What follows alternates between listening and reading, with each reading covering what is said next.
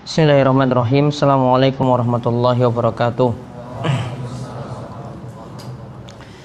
Alhamdulillah wassalatu wassalamu ala Rasulillah wa ala alihi wa man tabi'ahum bi ihsan ila yaumil. Allahumma anfa'na bima 'allamtana wa 'allimna ma yanfa'una wa zidna ilma.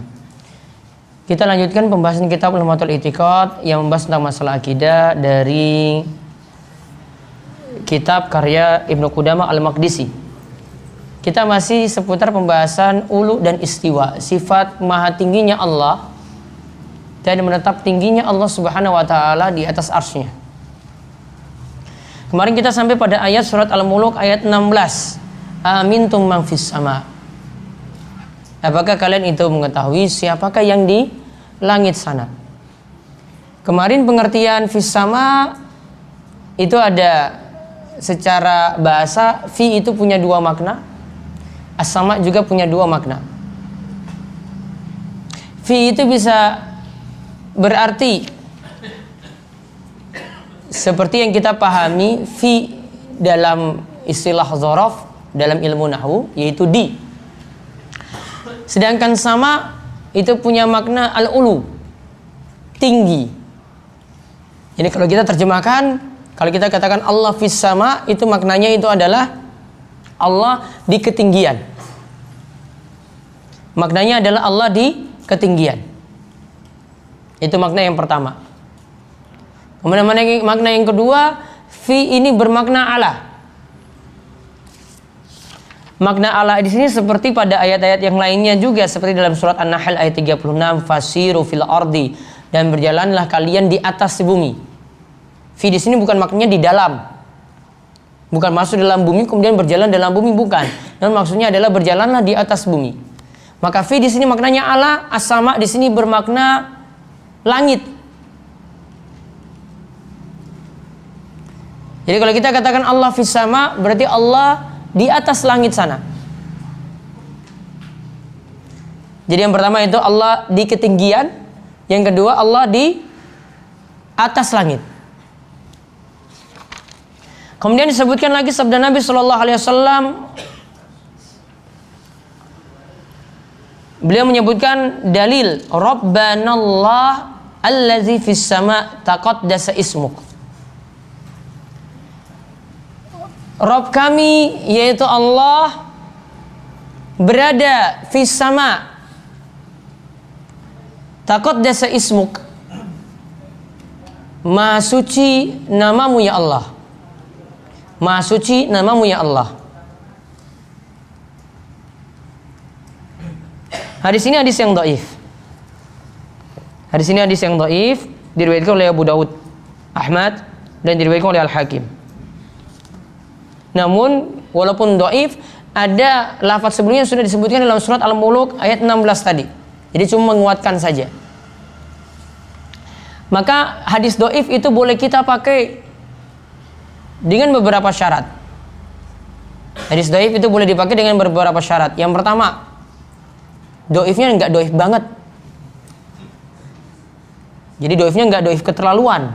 Dhaif keterlaluan itu bagaimana? Dhaifnya itu maudhu. Maudhu enggak boleh dibawa-bawa kemana-mana, enggak boleh. Maudhu itu diriwayatkan oleh perawi yang pendusta. Nah, yang syarat yang kedua, ya, syarat yang kedua ini yang dipakai oleh Ibnu Qudamah di sini, yaitu punya dasar yang sahih atau punya dalil yang sahih yang jadi pegangan. Jadi sebelumnya sudah dalil yang sahih, yaitu Al-Quran, baru disebutkan hadis ini, maka tidak masalah. Maka kadang Syekh Muhammad bin Abdul Wahab dalam kitabnya Kitab Tauhid menyebutkan hadis dhaif, namun sebelumnya sudah ada hadis sahih. Kadang Imam Nawawi juga menyebutkan hadis dhaif dalam kitabnya Riyadhus Shalihin, namun sebelumnya sudah ada hadis sahih yang banyak sekali. Maka tidak masalah ketika itu dipakai. Kemudian syarat yang ketiga, kalau menyebutkan hadis ini, hendaklah menyebutkan kedhaifannya. Ya, hendaklah menyebutkan kedhaifannya. Oh, ini sanad hadis ini dhaif. Sudah selesai. Sudah kita sebutkan. Terus kenapa dipakai? Itu kan sudah ada sebelumnya hadis yang lebih kuat. Ini cuma nambah-nambah semangat saja untuk orang beramal, atau nambah untuk penguatan dalil saja. Nah, maka fis sama di sini juga punya makna seperti tadi. Ada dua makna berarti. Makna yang pertama apa tadi? Di ketinggian, fil ulu.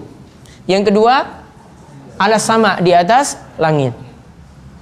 Maka kalau kita maknakan demikian, maka ada beberapa makna yang bertentangan dengan dua dalil ini dari Al-Quran dan hadis tadi.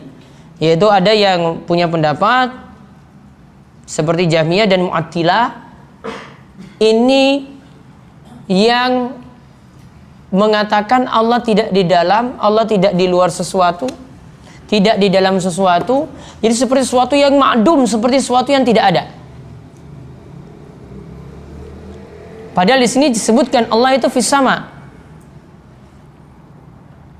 Kemudian juga ayat dan hadis ini juga akan berlawanan dengan keyakinan hululiyah. Hululiyah itu bersatunya makhluk dengan Allah. Jadi Allah dan makhluk itu jadi satu. Yaitu di sini dikatakan oleh Shalal Fauzan, yaz'umuna annallaha halun fi kulli syai'in. Yaitu bahwasanya Allah dengan makhluk itu cuma satu saja, jadi satu. Ini seperti keyakinan yang dulu itu pernah ada di negeri kita juga, manunggaling kaula Gusti. Ya, dianggap Allah itu jadi satu dengan makhluknya yang dibawa oleh Siti Jenar. Nah, kemudian dibawakan lagi dalil yang berikutnya. Wa qala lil jariyah. Nabi SAW pernah bertanya kepada seorang budak wanita, Ainallah, di mana Allah? Qalat, wanita ini menjawab, fis sama. Allah itu fis sama, di atas sana. Qala, kemudian Nabi SAW mengatakan setelah mendengar jawaban dari budak wanita ini, atikha fa innaha mu'minah. Wahai Muawiyah, bebaskanlah budak ini. Jadi ceritanya Muawiyah itu punya masalah. Dia itu pernah marah pada budak ini sampai dia menampar wajah budak tersebut. Kemudian dia menyesal dan ingin bayar tebusan. Ini kalau majikan itu yang menyesal seperti ini, menganggap salah dirinya. Terus saya kalau salah buat apa?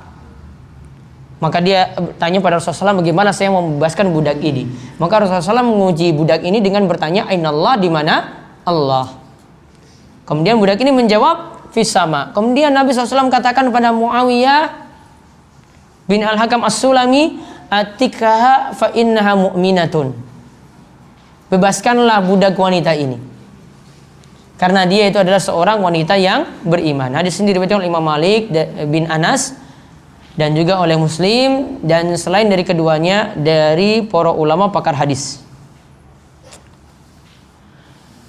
Dalam kelanjutannya Rasul tanya lagi, man ana, siapa saya? Kemudian budak ini menjawab, anta Rasulullah, engkau itu adalah Rasulullah. Baru Nabi SAW memerintahkan untuk membebaskan budak tadi, karena budak tadi telah memiliki keimanan yang benar. Maka di sini punya beberapa kandungan yang bisa kita ambil. Yang pertama, boleh bertanya di mana Allah. Boleh bertanya di mana Allah. Siapa yang tanya ini tadi? Siapa yang bertanya? Rasul sallallahu alaihi wasallam. Dan pertanyaan ini secara tekstual itu maknanya itu adalah ainallah, di mana Allah. Kaum Mu'attilah itu malah ubah maknanya. Ainallah itu ditakwil saja. Kita maknakan dengan makna aina itu maknanya man. Ya, aina kita jadikan maknanya itu jadi man. Manillah, siapa Allah? Ya, mereka mau menolak, ubah-ubah seperti itu. Dan dalam bahasa Arab tidak pernah aina itu maknanya jadi man, jadi siapa, tidak pernah. Akhirnya ingin merubah, namun sudah salah lagi dalam sisi bahasa. Kemudian di sini juga menunjukkan yang kedua, kalau ditanya ainallah, maka jawaban kita fis sama. Fis sama tadi punya dua makna, yaitu di ketinggian atau di atas sana. Kemudian makna yang kedua, di atas langit. Maka ini jawaban yang benar. Budak saja pandai seperti ini. Ya, maka yang S1, yang S2, yang S3, yang doktor, yang profesor harusnya lebih pandai lagi daripada seorang budak. Budak itu strata sosialnya lebih rendah daripada orang yang merdeka. Jawabannya saya sudah pintar seperti ini, pandai seperti ini jawabannya, benar seperti ini jawabannya. Masa profesor kalah dengan seorang budak? Mungkin kalau profesor di negeri kita kalau ditanya Aina Allah, wow jangan tanya Allah itu di mana, nggak boleh. Saru nanti. Nggak boleh seperti itu, bertanya seperti itu. Padahal yang bertanya sini adalah Rasulullah Sallallahu Alaihi Wasallam. Kemudian di sini menunjukkan juga faedah yang lainnya, bahwasanya ada takrir atau pembenaran dari Rasulullah SAW, menunjukkan jawabannya itu benar. Karena Rasul katakan bebaskan.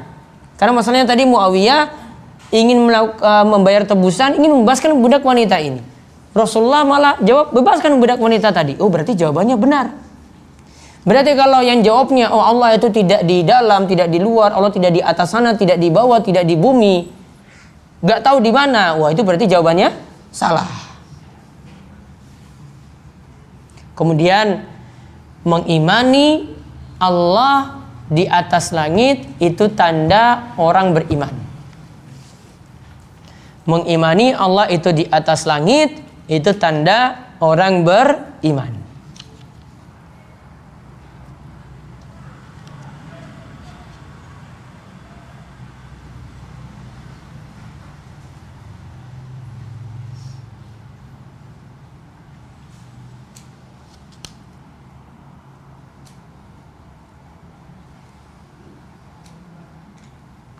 Berarti yang tidak mengimani ini berarti tidak memiliki keimanan yang benar. Berarti tidak mengimani Allah itu di atas sana, tidak memiliki keimanan yang benar. Nah kemudian ada lagi Nabi SAW pernah mengatakan pada Husain, kam ilahan tu'bad, berapa sembahan yang engkau itu sembah? Ia mengatakan sab'atun, saya menyembah 7 Tuhan. Sittatun fil ardi, 6 itu di muka bumi. Sittatan fil ardi, 6 itu di muka bumi.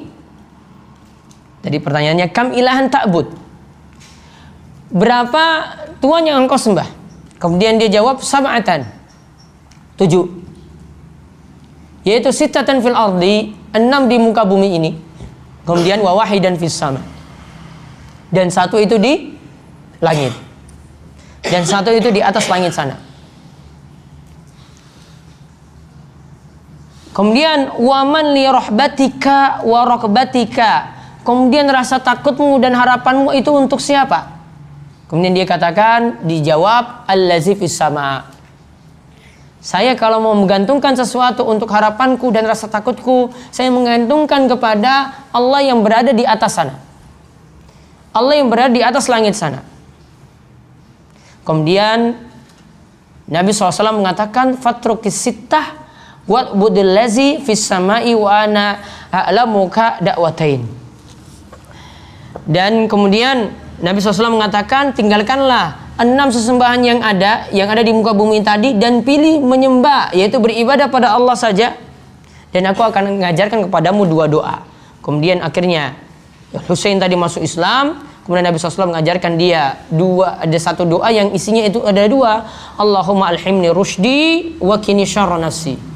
Ya Allah, berikanlah ilham kepadaku, yaitu untuk mendapatkan petunjuk, dan jauhkanlah aku dari kejelekan diriku sendiri. Maka di sini jadi dalil juga dari hadis Husain di sini, ketika ditanya, ini belum beriman loh, ini belum masuk Islam, masih musyrik. Ketika ditanya Allah itu di mana, ketika ditanya apa yang engkau itu sembah, dia bilang ada 7, 1 itu di atas langit sana, 6 itu yang ada di muka bumi. Berarti faedah yang bisa kita ambil, orang-orang musyrik yang keimanannya masih ada, orang-orang musyrik itu masih beriman juga Allah itu di atas sana, Allah itu di atas langit. Kemudian faedah yang lainnya lagi, yang namanya muwahhid, mentauhidkan Allah, itu adalah orang yang menyembah Allah saja, dia meninggalkan sembahan-sembahan selain Allah. dan bentuk dia beribadah ini baik dengan ibadah yang lahiriah maupun ibadah yang dalam batin. Tawakalnya itu pada Allah, kemudian lahiriannya, sholatnya, nusuknya, sembelihannya, nazarnya, semuanya diserahkan pada Allah. Dia tinggalkan semua sembahan-sembahan yang lainnya. Maka 6 tadi wajib ditinggalkan, satu saja yang disembah. Ini namanya muwahhid, ini namanya ahli tauhid. Kemudian namanya syirik disebutkan juga di sini, syirik itu berarti menduakan Allah. Dia menyembah Allah, kemudian dia juga menyembah selain Allah. Di sini dia menyembah Allah. Namun dia dikatakan musyrik karena masih menyembah yang lainnya. 6 sesembahan yang lainnya masih dia sembah. Itulah yang dimaksud dengan orang musyrik. Orang musyrik itu yang menduakan Allah Subhanahu wa ta'ala. Kemudian satu doa yang diajarkan di sini, doa ini juga bisa diamalkan ketika Nabi SAW ajarkan kepada Husain, Allahumma alhimni rusydi wa qini syarra nafsi. Ya Allah, berikanlah ilham kepadaku petunjuk. Berikanlah kepadaku petunjuk dan jauhkanlah aku dari kejelekan diriku sendiri. Jadi doa ini juga bisa diamalkan bukan hanya kepada Husain, namun ini juga kepada yang lainnya bisa mengamalkan doa ini.